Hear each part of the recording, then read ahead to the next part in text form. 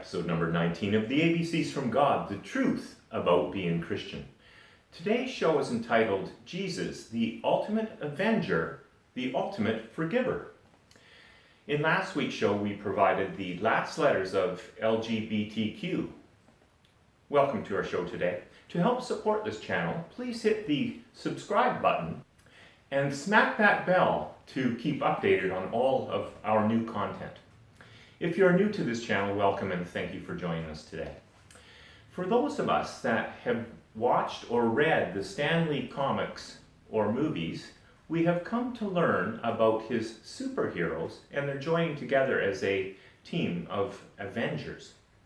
What is it that they are avenging? The slaughtering of human beings by evil foreign entities bent on taking over our planet. Outside of the movies, this warring has been going on for a very long time. Let's look at an example around 3,000 years ago.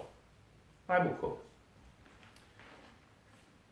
From the first book of Samuel, chapter 17, verse 37. And David said, "The Lord who delivered me from the paw of the lion and from the paw of the bear will deliver me from the hand of this Philistine." And Saul said to David, "Go, and the Lord be with you." And from chapter 17, verses 46 and 47, David speaking to Goliath. "This day the Lord will deliver you into my hand, and I will strike you down and cut off your head. And I will give the dead bodies of the host of the Philistines this day to the birds of the air and to the wild beasts of the earth, that all the earth may know that there is a God in Israel, and that all this assembly may know that the Lord saves, not with sword and spear, for the battle is the Lord's, and he will give you into our hands." In chapter 17, verses 50 and 51. So David prevailed over the Philistine with a sling and with a stone, and struck the Philistine and killed him. There was no sword in the hand of David. Then David ran and stood over the Philistine and took his sword and drew it out of its sheath and killed him and cut off his head with it. When the Philistines saw that their champion was dead, they fled. Well, the biblical story of David versus Goliath is a well-known story and is worth a reread or a full read for those who have not read the adult version from the Bible. Please see my description for the full chapter. David at this time was young and not yet of a large stature, yet he did know that God would uphold him in fighting this ungodly enemy. This is one of the reasons why God said in Acts 13, verse 22b, "I have found in David, the son of Jesse, a man after my heart, who will do all my will." All right. Let's get back to the Avengers. There are moments in the Stan Lee comics and movies where Jesus-like or saintly behaviors are exhibited. For example, one of my favorites is in the first Captain America movie. Whereas a weak, skinny man, like a young David, the pre-Captain America man, unwaveringly falls onto a grenade to save those around him, not knowing it was a fake grenade. Another incident happens in the Thor story where the Norse god of thunder has lost his powers of strength, yet he still faces an enemy to save his friends, despite being killed in the encounter. Of course, this was a test, and Thor is brought back to life with his godly powers and hammer restored. There are other instances throughout the movies and comic books, as well as within the Holy Bible. Please share some of your favorite saintly martyr-like examples with us in the comments below.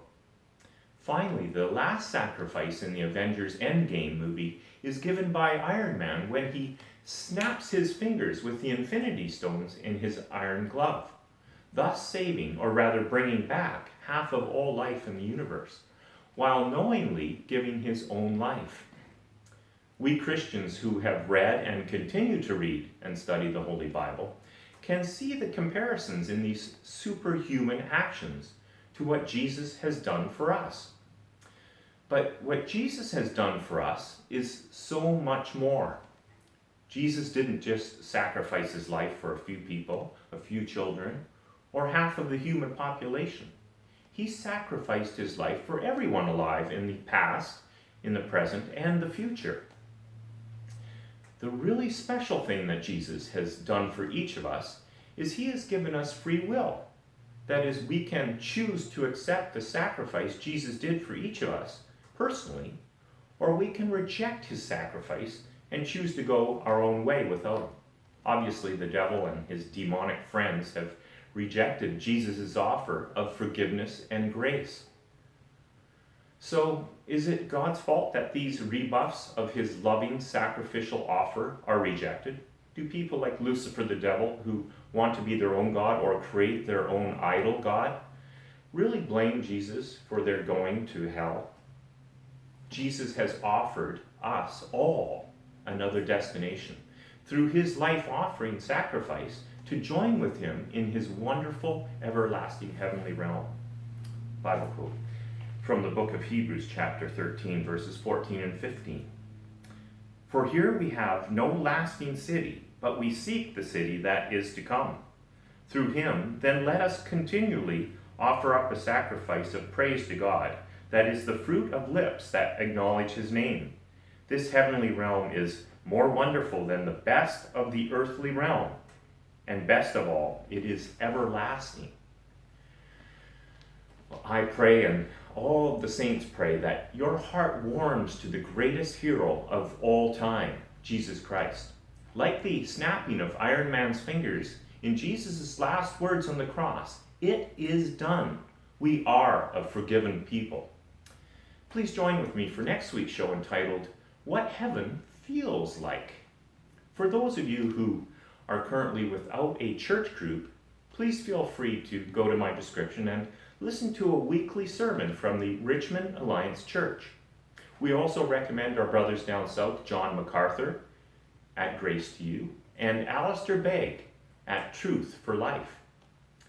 If you have just come to Jesus Christ, or have been following him for a while, begin or keep up your daily habit of reading the Holy Bible. Be part of a Bible-based church and join with my friends and I in sharing God's truths, his ABCs, about being Christian. God bless.